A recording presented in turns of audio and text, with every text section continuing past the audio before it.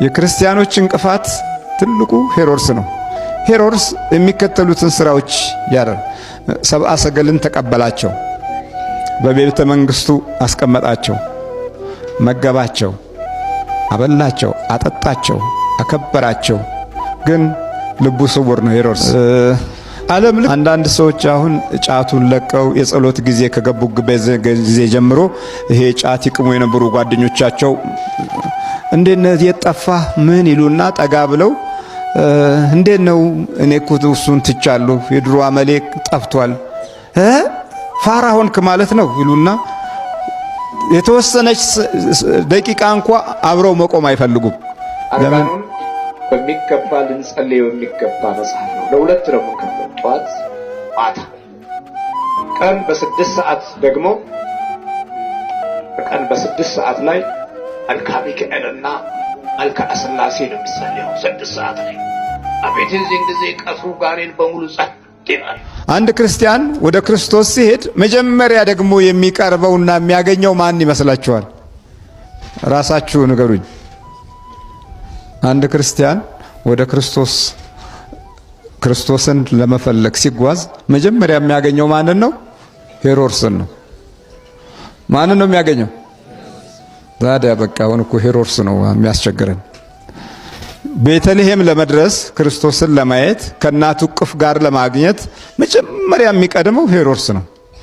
የእግዚአብሔር ብርሃን እየመራን እያለ ቢሆንም በመንፈሳዊ ጸጋ ውስጥ ልናልፍ በተስፋ ውስጥ ብንገኝም ትግሉ ከሄሮድስ ጋር ያለው ትግል የዋዛ አይደለም።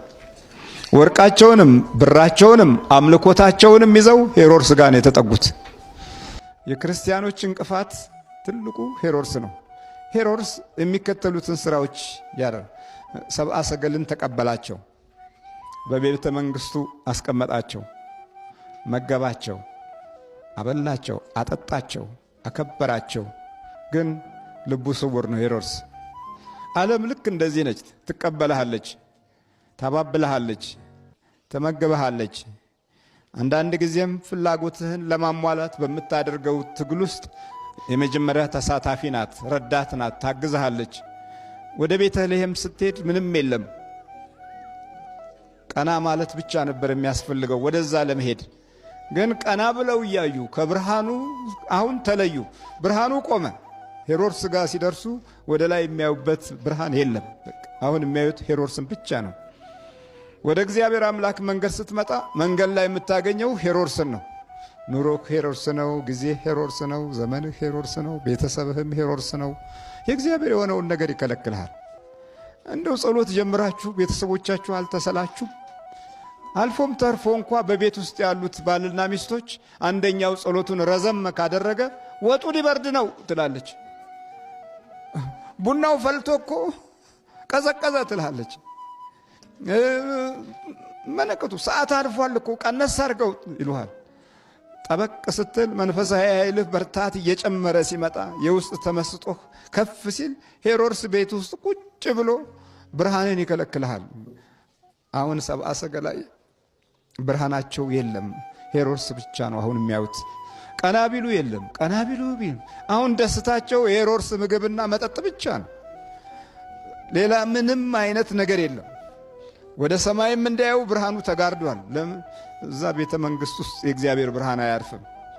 ሲወጡ ነው የሚታየው። ሲወጡ ነው በአይናቸው ላይ የሚበራው። ሲወጡ ነው የሚመራቸው። ካልወጡ አይታይም። ዛሬ ክርስቲያናዊ አኗኗራችንና በረካታችን ልክ በሄሮድስ ተነጥቀን ዝም ብለን ብቻ እዛው እየተድፈነፈንን መሰሪነትን በልቦናችን ውስጥ ተማረን። ሄሮድስ መሰሪ ነው። ብዙ ጊዜ ከሱ ጋር ከቆዩ ሰብአ ሰገል መንፈሳዊ ኃይላቸው ይዳከማል።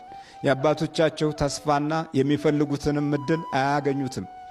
እንዲህ ነው። አሁን እኮ ወደ ክርስቶስ ስትመጣ፣ ወደ አምላክ ስትመጣ ሁልጊዜ እንደ ታላቅ ግንብ ሆኖ የሚከለክልህ ሄሮድስ ነው። በቃ እጸልያለሁ ብለህ አትጸልይም፣ እሰግዳለሁ ብለህ አትሰግድም፣ አመልካለሁ ብለህ አታመልክም።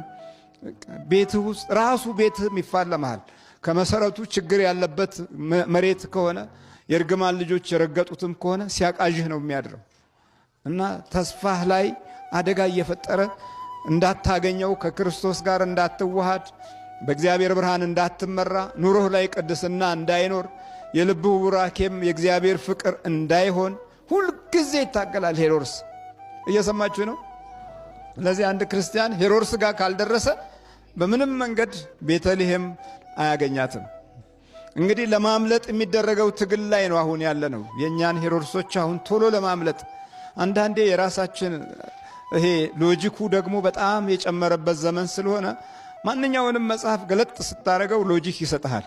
ወደ ሳይኮሎጂው ስትሄድ፣ ወደ ርዕዮተ ዓለሙ ስትሄድ፣ ወደ ፍልስፍናው ስትሄድ፣ ወደ ትምህርቱ ስትሄድ፣ ወደ ባዮሎጂው፣ ወደ መድኃኒቱ አካባቢም ስትሄድ ሁሉም የየራሳቸው ምናባዊ የሆነ አእምሮህን የሚሰርቁ ነገሮች አሏቸው። አንዳንዶቹም የሚያሳምኑ እየመሰለህ ትቀበለውና ስትሞክረው ካንተ ጋር አይጣጣምም። ላሳለፍካቸው ጊዜያቶች ትላለህ። እንደገና ደግሞ ይህንን ኡታ ሰብአ ሰገላ ለመቀበል አይ እንሄዳለን እስክናገኘው ድረስ አሉ። እንግዲያው የታል ኮከቡ ይላቸዋል። ደግሞ እዛ የምርመራ ጀምሯል። እዚህ አንድ ቃል ታገኛላችሁ እንዲህ የሚል በጥንቃቄ መርምሩ፣ ባገኛችሁት ጊዜ እኔ ደግሞ መጥቼ ሰግድለታለሁ። በጥንቃቄ ምን በሉ አላቸው? መርምሩ። እነሱ ከ2000 ዓመት በፊት መርምረው ጨርሰዋል። የአባቶቻቸው ራእይ ልቦናቸው ውስጥ ተጽፏል። ውስጣቸው ነው ያለው። ኃይላቸው በባህሪያቸው ውስጥ ነው። ይሄውም ደግሞ የዛሬው ትውልድ ሳይሆን ያለፈው ትውልድ ጸጋና ሞገስ ተከትሏቸዋል። አሁን እኛ ምን አለን እስቲ? ወደ አያትህ ዞር ስትል ጨሌ ታቅፋ ነበረ፣ በየውቃቢ ቤቱ ትዞር ነበር። ወደ ቅድመ አያትህ ዞር ስትል እንደዚሁ በተለያየ አይነት ጣዖት ውስጥ ነበረች። ስለዚህ እንዴት በተገለጠና በተከፈተ ሰማይ እንኑር? መዘዙ እኮ ሰፋ ያለ ነው። በዚህ በመናፍስቱ ዓለም ሕይወት ውስጥ በደንብ ካስተዋልን እና በጥንቃቄ መርምሩ ይላል። ጠንቃቃ ነው ጠላት። ይኸውልህ አሁን አይነ ጥላ የለብኝም ስትል የኖርክ ሁሉ አሁን ድንገት ይመጡና አንዳንድ እናቶች ዋለኮ ሲባል ኧረ የለም እኔ ላይ ከእግዚአብሔር ጋር ስንሆን ለካ ብዙዎች ይደነግጣሉ። አይምሰላችሁ። አሁን መጸለይ ከጀመራችሁ በኋላ እንኳ ስንቶቹ ናቸው የሚሸሹት? በደንብ አስተውሉ። መንበርከክ በቤታችሁ ከቻላችሁበት ጊዜ ጀምሮ፣ መለስተኛ የቤተሰባችሁ ሰላምና መረጋጋት ከመጣበት ጊዜ ጀምሮ፣ ሌሎቹ መረጋጋት ያቃታቸው እንኳን ፊታችሁን አይተው ስማችሁም ሲጣራ ይደነግጣሉ። እንዴት መሰላችሁ? አሁን ራሱ መምህር ግርማ ሲባል መዓት የመጣባቸው የሚመስላቸው እኮ ቤተሰቦች አሏችሁ አይደል? እንዶ መዓት የመጣባቸው የሌለ ባጤ ቋጡን ሲቀባጥሩ አያቆኝም እኮ ምንም አያቆም እኮ። እንደዛ ማለት እኮ ነው። መንበርከክ ስትጀምሩ፣ መጸለይ ስትጀምሩ፣ እጃችሁን መዘርጋት ስትጀምሩ ስምህን አከብረዋለሁ የሚል መንፈሳዊ ጸጋ እኮ ለአብርሃም ተሰጥቶታል። የሚረግሙህን እረግማለሁ፣ የሚመርቁህን እመርቃለሁ ይላል። ስሙን እየጠራችሁ የምታገኙት መንፈሳዊ ኃይል ስማችሁ ላይ ብቻም አይደለም፣ አካላችሁም ላይ ብቻም አይደለም፣ መላው ሕይወታችሁና ኑሯችሁም ላይ ሁሉም የሚሰጋበትና የሚደነግጥበት ይሆናል። አሁን ሄሮድስ እስቲ ያስቡት። ሂሳብ ብታወጡና ብታወርዱ በዛ እሱ ባለበት ዘመን ውስጥ የሚቀረው ዕድሜ በጣም አጭር ነው። ገና ሕፃኑ አድጎ ይነጥቀኛል ብሎ አስቦ ይመስላችኋል? ውስጡ ያደረበት መንፈስ ነው የደነገጠው። በቃ የአይሁድ ጉዳይ አሳሳቢ ነው። ለምን? የቀደመው የአብርሃም ዘመን የይስሐቅ የያዕቆብ ትውልድና የቃል ኪዳኑ ተስፋ ሁሉም ያረፈው የአብርሃም ዘር ላይ ስለነበረ በይሁዳ አይሁድ ተብለው ይኖሩበት የነበረው የተስፋው ቃል የሚያሸብራቸው ነበረ። እንደ እስራኤል የተመቸ ሀገር የለምና ሄሮድስም ለዙሪያውን መካከለኛውን ምስራቅ በሙሉ ለመቆጣጠር ወደ ሌላውም ዓለም ተሻግሮ ያለውን ነገር ለማየት የግብይትና የንግዱ አውታር ዋነኛዋ መገናኛ ኢየሩሳሌም ስለነበረች በዚህ ምክንያት የወደፊቱ ሁኔታ ይቋረጥብኝ ይሆን እንዲህ የሚልም ስጋት አለው። ገና ተወልዶ የአይሁድ ንጉሥ ወዴት ነው? እነዛኞቹ በፍቅር መጡ። በሀገሪቱ ውስጥ ያለው መሪ ግን አፍቃሪ አልነበረም። ፍቅርን የሚፈልግ አልነበረም። መንፈሳዊ ኃይሉም ስጋዊ እንጂ መንፈሳዊ አይደለም እና በጣም ደነገጠ። ድንጋጤውን ላለማስታወቅ ራሱ መሸመቅ ጀመረ። አያስታውቁም። አንዳንዴ እንደዚህ ነው። አንዳንድ ሰዎች አሁን ጫቱን ለቀው የጸሎት ጊዜ ከገቡበት ጊዜ ጀምሮ ይሄ ጫት ይቅሙ የነበሩ ጓደኞቻቸው እንዴት የጠፋ ምን ይሉና ጠጋ ብለው እንዴት ነው እኔ እኮ እሱን ትቻለሁ የድሮ አመሌ ጠፍቷል ፋራ ሆንክ ማለት ነው ይሉና የተወሰነች ደቂቃ እንኳን አብረው መቆም አይፈልጉም። ለምን? የመንፈስ አንድነት የለም። እግዚአብሔር ጋር ያለው ትልቁ ስጦታ የመንፈስ አንድነት ማሳጣት ነው። ከእግዚአብሔር ጋር ስትሆኑ ከእግዚአብሔር ጋር የመንፈስ አንድነት ይኖራቸዋል። ከአመፃ ጋር ስትሆኑ ደግሞ የመንፈስ አንድነት ይኖራል። ብዙዎቻችን አሁን በጎውንና ክፉን ላለመለየት ውስጣዊ ህይወታችን የማይመቸን መንፈሳዊ ነገር የማይመቸን ከሆነ የመንፈስ አንድነታችን አግባብ ባለው ሁኔታ ላይ የቆመ ስላልሆነ ነው እንጂ በመንፈስ አንድነት ካለ ጨዋታቸው ቅዱሳን ይሆናል፣ ነገራቸው ጻድቃን ይሆናል፣ ሐሳባቸው ቡሩካንና መንፈሳዊ ተጋድሎን ይሆናል። ቋንቋቸውም ንግድና ኪሳራ ሳይሆን ትርፋቸው የነፍሳቸውን ዋጋ የሚመለከት ይሆናል። መንፈሳዊ ብድራት ላይ የሚያተኩሩ ይሆናሉ። ይሄ የመንፈስ አንድነት ሲኖር ነው። መሃል ላይ ደግሞ የተንሳፈፉ አሉ፣ የመንፈስ አንድነት ያጡ። እነሱ ደግሞ ማናቸው? ካህናቶቹ ናቸው። ቶሎ አለና ወደ ሰብአ ሰገል ሄዶ ያለውን መረጃ ከሰበሰበ በኋላ ካህናቶችን ጠራ። በቅርቡ ነበሩ ማለት ነው። ካጠገብ ነበሩ፣ ከሄሮድስ አጠገብ ነበሩ። ከሄሮድስ አጠገብ የነበሩት ካህናት ጥያቄ ቀረበላቸው። ለመሆኑ ይሄ የአይሁድ ንጉሥ የት ነው የሚወለደው ብለው ሲጠይቁ አንቺ ቤተልሔም የይሁዳ ምድር ከይሁዳ ገዦች ከቶ አታንሽም፣ ሕዝቤን እስራኤልን የሚጠብቅ መስፍን ካንቺ ይወጣል ተብሎ በነቢዩ እንዲህ ተጽፏልና በይሁዳ ቤተልሔም ነው የሚወለደው ብለው ነገሩት። አርጋኑን በሚገባ ልንጸልየው የሚገባ መጽሐፍ ነው። ለሁለት ነው የምንከፍለው፣ ጠዋት ማታ። ቀን በ6 ሰዓት ደግሞ በቀን በ6 ሰዓት ላይ መልክአ ሚካኤልና መልክአ ሥላሴ ነው የሚጸልየው። 6 ሰዓት ላይ አቤት እዚህን ጊዜ ቀስሩ ጋኔን በሙሉ ጸጥ ይላል። ለአብርሃም የተገለጡት ሥላሴዎች በስንት ሰዓት ነው?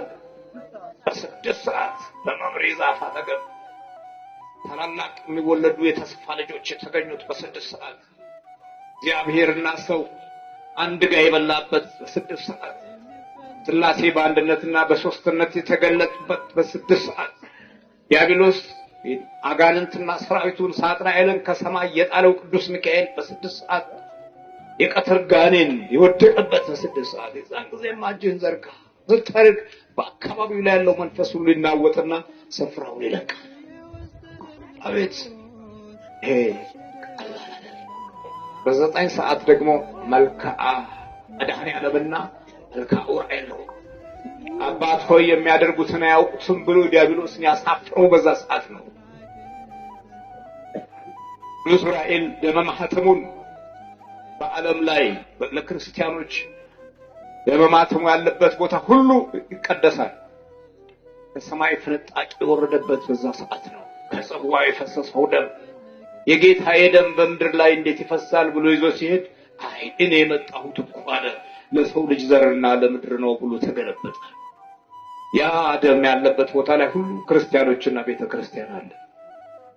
አለቋረጣ ለክፉ መንፈስ አለቋረጥ ያለው ለዚህ ነው። አየህ የሚያቋርጡት በየዘመኑ የሚነሱ ትውልዶች አውሬ የሆኑ ነገዶች ቢሆኑም በክርስቲያኑ ወጥተው ወደ አውሬነት ዲያብሎስ የሚቀይራቸው ሰዎች ቢኖሩ እምቢ ያለች ቤተክርስቲያን የገሃነም ልጆች አይችሏትም የሚል ቃል ኪዳን አግኝታለች። ለዚህ እባካችሁ ዓመቶቻችን በከንቱ ዘመኖቻችንና ቀኖቻችን በችኮላ አለቁ። ስለዚህ ተመለሱ፣ እንመለስ፣ ወደ አባቶቻችን መንፈሳዊ ተስፋ እንግባ። እግዚአብሔር ማስተዋሉን ይስጠን።